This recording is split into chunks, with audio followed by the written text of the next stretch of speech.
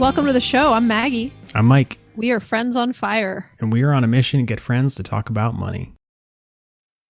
Okay, Mike, it's been a doozy of a day. Right. It is Wednesday, May 20th, and this was particularly unpleasant at work. Yeah.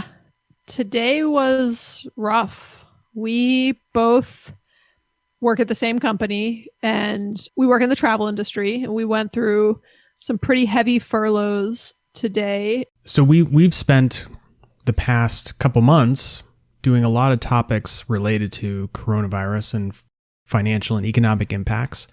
And as many of you guys know, there are about 40 million people unemployed right now in the US. And some of those are permanent unemployment. Some of those are temporary, or what's known as a furlough. And today our company also joined that. And it was a rough day. Yeah, it was a very, very emotional day. Just a lot of emotions. So we're going to do an emergency Friends on Fire episode today to provide some advice and guidance to our friends who have been impacted, as well as anybody else who's going through a similar situation. Yeah, the other 40 million people that we don't know across the United States and more broadly that are going through similar situations. So we have 6 steps that we're going to cover that people should follow when they are impacted, either with a temporary or permanent layoff or a significant reduction of hours. The first thing is, if your company goes through a change like this, they're going to provide you a lot of information. Make sure you read all of it. Read it all. And it's going to feel like a cumbersome amount of information. I mean, I've seen what our company is providing to people. It's a lot of pages, right? It's not just one document. It's many, many pages. And it's important to read it all, read it twice, really digest it. If you don't understand it, ask HR. That's what they're there for. Because there's a lot of things in there that are just important for you to understand, and benefits that could be available to you. You really want to understand everything that is available and all the things you have to do and by what deadline and what your company is doing on your behalf versus what you have to do for yourself. And it's just critically important. Like, they put all that information together for you for a reason. It's meant for you to read. So read it. So the first step is not a financial one. It's an emotional one. And that is to accept that it is not your fault. There are 40 million people in the US alone that are unemployed. That's a quarter of the workforce. Not taking this personally, I think, is going to help you in these next steps to make sure that your financial life is in order. One thing I want to say that this is actually something that Mark Horstman said to us when we were interviewing him a few weeks ago. He was saying that what is happening around the world right now and sort of the levels of unemployment that we're at are going to cut so deep and wide around the world that even people who previously felt safe in their jobs, top performers, feeling really valuable, essential, everything else, are going to be impacted. Like, it's just too big of an impact to the economy that people who previously felt safe aren't even going to be safe. And that was kind of his point. So he was like, even if you've always felt like, oh, that would never happen to me, he was like, no, it's going to happen to some of you, right? And be ready for it. And so, I think that's just one of the things that I thought about a lot today is so much of what is happening around the world and specifically tied to unemployment, it's out of control. It's out of the control of people's hands, right? So much of it is happenstance on the type of role they happen to be in, the type of industry they happen to be in. It does not reflect upon you as a person, right? And I think that's just an important point that I've been thinking about a lot today, in particular. Along those lines, we are all in this together, and things will get better, but you have to ground yourself in the reality of what's going on. And if you have been impacted already, that's the reality. You have to deal with it and make the best of it. And if you are not impacted, you should prepare yourself to be impacted, because chances are there are some areas, if not all areas, of the economy that are going to get worse before they get better. Yeah, I think the other interesting thing about your "we're all in this together" comment, Mike, is today I actually noticed, the people, and I've seen this before in any like layoff situation, the people who aren't impacted and still have a job are actually, have a whole different set of emotions, but they're ones that can be just as difficult as the people who are impacted.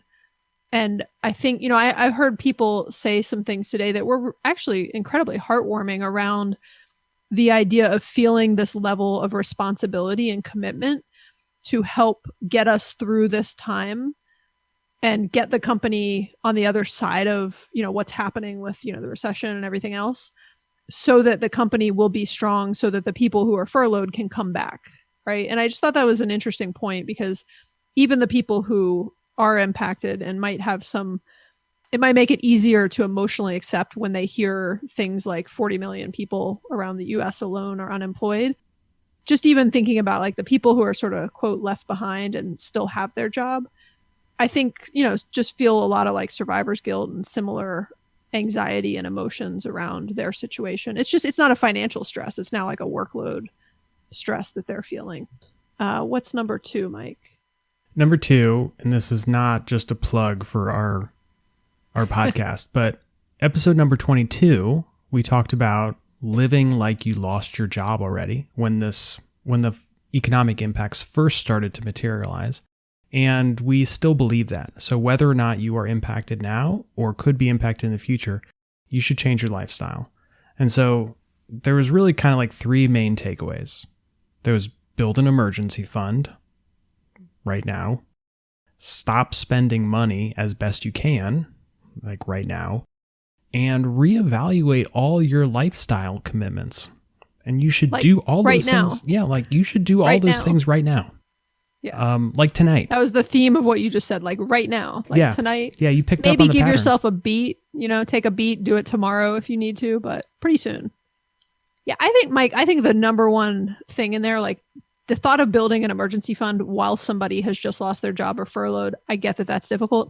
But the thing around stop spending money and reevaluate your lifestyle commitments, you can do that now, right? And I mean, Mike and I always joke that like the one thing I will not give up, even though I'm very DIY and frugal, is my yard service. But I've always said the second I lost my job or was not working anymore, I would take care of my own yard in a heartbeat, like no questions asked. And that's a huge savings for us, right? And so little things and big things, like reevaluate what you really need to spend money on, because that is one thing that will also just put you back in the, from an emotional standpoint, put you in a place where you feel like you're in control of many things. When you're getting furloughed or lost your job, you may feel like there's so many things out of your control. But the one thing you can control is how much you're spending.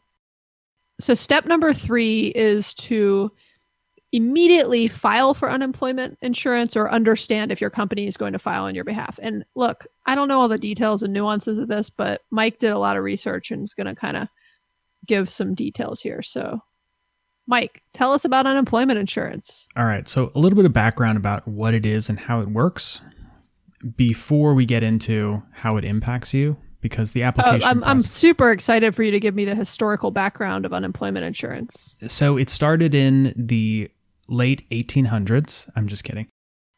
So benefits are funded through a state tax on employers. So when an employer is paying you a salary, they are also paying a tax to fund unemployment insurance for the entire state. And so most states calculate the benefits based on how much you make, how long you have been working. And those benefits can range from a couple $100s to maybe $500 or $600. And then each state also has a different policy for how long those benefits will be in place for you if you lose your job. The thing that's going on right now, and what probably you've heard about, is the CARES Act that Congress passed, which gets people an additional $600 per week on top of that $200 to $500 through right now the end of July. It will probably be extended. So for anybody who's been impacted by coronavirus changes to their business or employment, will get this additional $600 a week on top of that. Which is huge. I mean, that more than doubles the amount of, weekly unemployment insurance people are receiving. Yeah, that's right. So, hey, Mike, so that's been passed through July 31st. Do you think that's going to be extended? Yes. I mean, I would think so. It doesn't seem like the economy is getting better. And so I don't think Congress is going to have much of a choice because so many people will still be unemployed. But then again, I mean, who knows what's going on in Washington, right? They could do any number of crazy things. The federal government has also made some changes to eligibility for unemployment. One of the things they changed was people who are furloughed.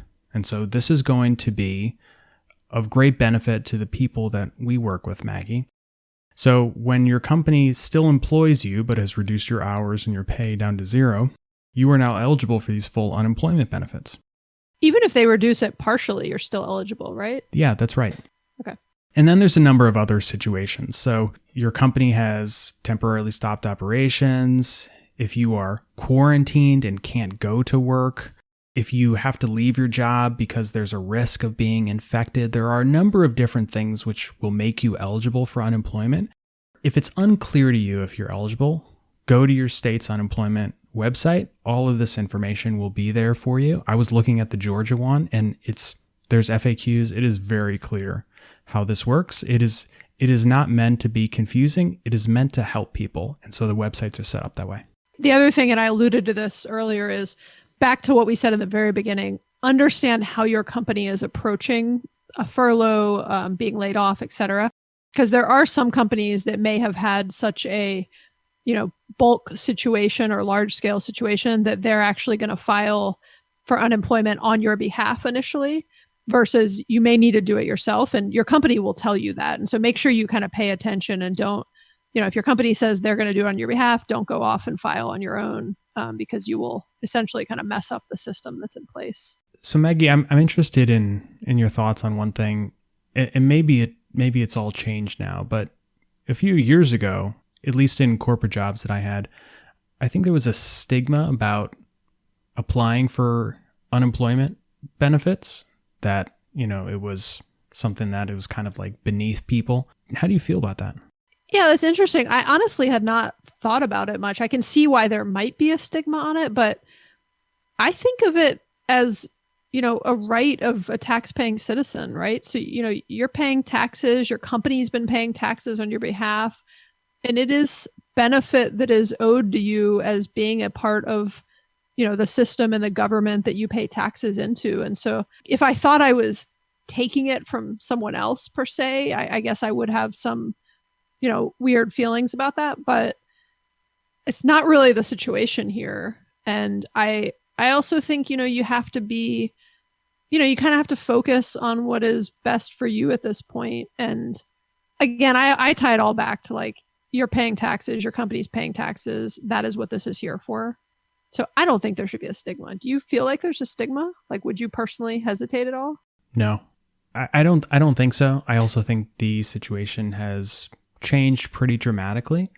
But if there is some sort of benefit that you might be eligible for, like if your kid's daycare opens up and says if you lost your job, you can apply for a discount, and you might feel embarrassed about that, or applying for mortgage forbearance, which we're going to talk about in a second, you might think, I probably don't need that right now. Things aren't that bad for me. If the benefit is available to you, you should take advantage of it, because you might not know when things are going to get better. And so you shouldn't pass on an opportunity to get relief or money.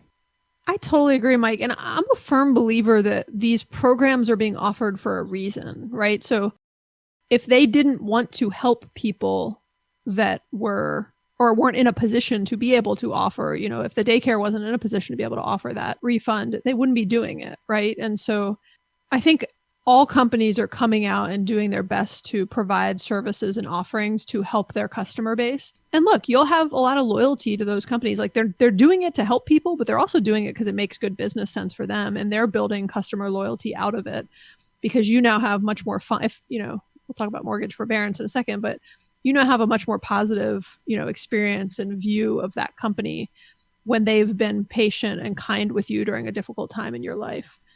So I agree. I mean, I think people should take advantage of, anything like that is available to them. So we mentioned mortgage forbearance a few times. So step 4 is, if you have a mortgage, looking into and requesting mortgage forbearance. Mike, let's kind of talk about how and why people might want to request mortgage forbearance in a situation of losing their job or being furloughed. For almost everybody, a mortgage is going to be your single largest expense on a monthly basis. And so if there was ever an area to get relief on, the mortgage would be it. So imagine if you can get unemployment insurance, so you get some cash coming in and then can pause your largest expense of your mortgage. That will be able to get people through this period. And so mortgage forbearance is when the lender or mortgage servicer allows you to pause your payments for a limited time. And this doesn't mean that they are forgiven. So you still owe that money, but it's just kind of like pushed out into the future. And I think there's a number of ways that they can do this. They can tack it on to the end of your term. So if you pause for 3 months, they can extend your term by 3 months. Or you can make catch-up payments when you get your job back and make double payments or whatever. The specifics will be up to the mortgage provider. But if you are impacted in one of these situations that we're talking about, you should absolutely, right after you apply for unemployment, call whoever does your mortgage and ask them if they can pause your payments. It will be such a significant help. Yeah, and I think, one thing that is just to sort of challenge the way people think about this one also, because again, this is one that people might put a stigma on, but if you're in a situation where you do not have an emergency fund and you really are kind of living paycheck to paycheck, and with unemployment, you're like, well, I'm pretty sure I can cover my existing mortgage payment, but it's going to be like barely.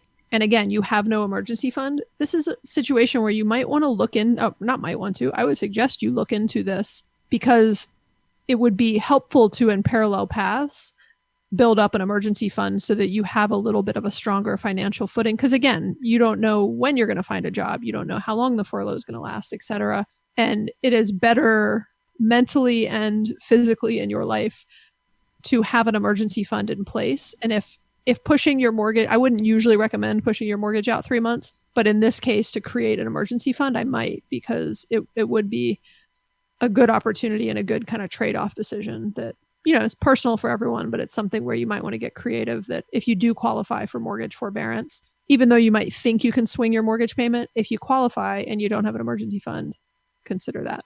Yeah, you should just go do it. Okay, so step number 5 is to understand your medical insurance situation and ensure you have the right medical insurance coverage depending on your situation.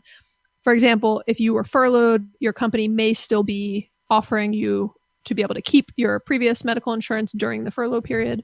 They may be paying for it. It could be a slew of different setups. So really understand that piece with your company. And then if you're let go and you need to get new medical insurance. But if you're actually laid off, you would be eligible for what's called Cobra. And anybody who's left a company has probably gotten Cobra paperwork. And so you're probably familiar with it, but we'll talk about it. We'll start with Maggie. Why don't you tell us what it stands for? Cobra? Mm-hmm. The snake? Nope. Oh, Cobra. Everybody knows what that stands for. It's the Consolidated Omnibus Budget Reconciliation Act of 1985. Good old Cobra. Very good. That was only because it was in the show notes. Thanks, Mike. Why is it omnibus? Like omnibus? What's that all about? What does omnibus even mean? I think it means there's like a bunch of random things in it. Like a bus that can go in all directions? Yes, that's exactly what it means. By the way, omnibus, I just Googled because I'm just like, I obviously have heard that word, but I just don't use it a lot. A volume containing several novels or other items previously published separately. So, comprising of several items. So, okay, so it's a reconciliation act that is consolidated, yet also is comprised of many items. Fascinating. Let's keep going. Yeah. I'm sure everybody got a lot of value out of that explanation. All right. So Cobra allows you to keep your health coverage from your employer for a period of time, but you have to both pay your premium and pay the subsidy that your employer was paying on your behalf. So you can keep your plan, but it's going to be super expensive. And this is where you're going to realize how much of a benefit your company was funding on your behalf. Do you know what, Mike? I don't know if I should admit this. I was familiar with what Cobra was. Well, I thought I was. I thought it was like a temporary type of insurance through a whole new insurance company. I didn't know it was actually just extending what you previously had. That's interesting. You never read the paperwork you got. Well, I've never had Cobra. Well, you would have gotten Cobra when you left previous jobs. Oh yeah, I never. Well, Yeah, I only left. Yeah, I've only left one job and gone to straight to another one. Right, and they would have given you Cobra paperwork, and you didn't read it. This is my point. So going back to our original comment when we kicked off the show, if you get paperwork about benefits, regardless of if it's related to a furlough you're going through right now or when you join your company, like read that paperwork. It is important. So back to Cobra. You are eligible to keep your health coverage for up to 18 months. It will be expensive, but it might be the only option you have if you don't have another working spouse with health coverage. So definitely take that paperwork, read it, don't do what Maggie did. But also compare it, if you have a partner, compare it to your partner's insurance coverage, because this does qualify or should qualify as a life event, which means your partner can adjust their insurance coverage off cycle or out of the enrollment period. And so if there's even a lot of times, like I know my husband's medical insurance, it's a lot more expensive for a partner that's employed with another company because they don't want to, pay that subsidy on someone they don't have to. But it's less expensive when I'm not employed or if I'm not employed. And so it's important to kind of compare those options and understand what is cheapest and what kind of gives you the best coverage. And speaking of life events, you can also sign up for Affordable Care Act plan, otherwise known as Obamacare. So that has an enrollment period just like company-sponsored plans. But if you lose your job, you will be eligible to go sign up and find a plan. So Mike, wouldn't signing up through Obamacare and the Affordable Care Act, wouldn't that almost always be cheaper than Cobra? Not necessarily. So I am not an expert on how the marketplace works. I think a lot of the politics around it have kind of kneecapped that program and prohibited a lot of options from being created for people. And so while there are plans that you can get, it may not suit your needs. And if you have been happy with your employer plan, it might just be worth to stick with that. Yeah. I think, one of the themes in all of these discussions and kind of pieces we've been talking through is everybody's situation is so different that you've really got to dig in and we're giving some rough guidance and high level guidance here. You really got to dig in and understand the specifics and do the research for your own situation. So we recommend you spend a little bit of extra time to go and price out all of the different options and make a very informed decision. Yeah. And perhaps, consult a friend or two. Like we talk about the value in talking with your friends about money. And these are money related topics, right? And so if you were impacted at your company, especially right now, the way that things are happening, you likely were not alone. There likely are other people that that may be in a similar boat at your company or elsewhere. Like talk to them, don't be afraid or too vulnerable to go have an open discussion and kind of ask for advice and say, hey, could a few of us get together and kind of talk about what we're looking into and what we're facing? Because I think there can be a lot of value in just talking to your friends and getting different people's advice and perspective on this. So the last step after you have kind of handled this emotionally and made sure that you protect yourself financially is that you should consider looking for another job. So hopefully you will have unemployment benefits kicking in.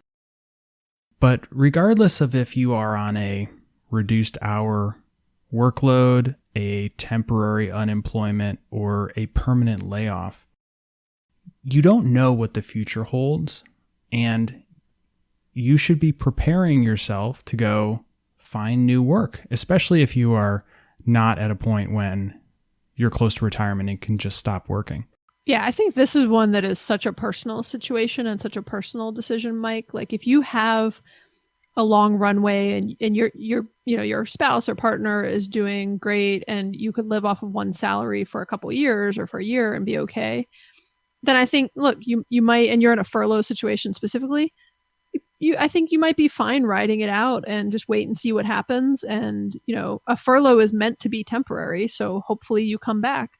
But to Mike's point, you always want to kind of understand your options. And if you are in a situation where you've actually lost your job, you need to start doing this right away.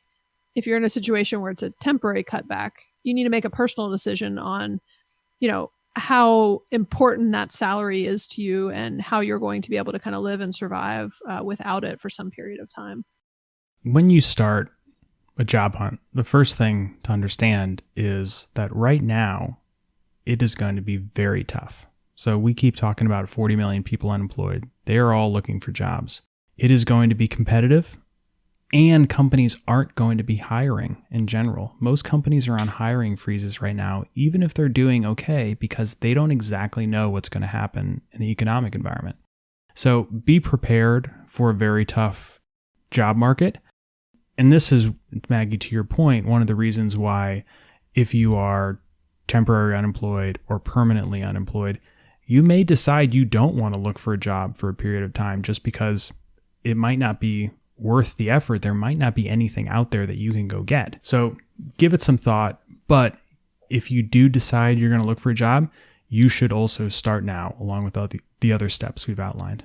Okay, so very quickly, and we'll do a full episode on this some other time, but some of the key things you want to think about here: update your resume, update your profile on LinkedIn, connect with your network, reach out and kind of reconnect with people, and start looking and start applying if it makes sense for you. If you have been laid off permanently from a job and you want to start looking for a new one right now, just know it's going to be hard. And job hunting and interviewing is a skill. And so you need to really jump in and get some practice.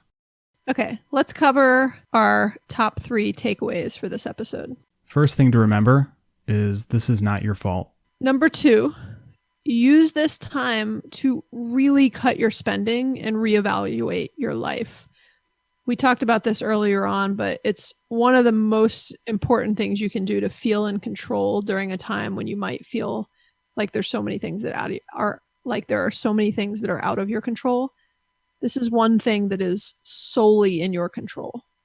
And take a hard look at what you're spending your money on and reconsider it. And lastly, take advantage of any company or government program like increased unemployment or mortgage forbearance. If it is available to you and can help you, even if it's small, you should take advantage of it. So hopefully that was helpful for anybody that is currently going through a furlough or layoff situation, or anybody who thinks they might be. Really, I want to come back to just one point, that this is not your fault. And this is something that the US and really the world is sharing. It's a very difficult time. And so if there was ever a time to talk to your friends about money, now would be okay, because everybody's having a very tough run right now. Yeah, it's definitely a topic on everyone's mind and something that is causing a reasonable amount of anxiety and stress for many, many people right now. And look, if you feel like you don't have anyone to talk to about this, go follow us on Instagram, send us a DM. You've got 2 new friends. Their names are Mike and Maggie. We're happy to chat with you.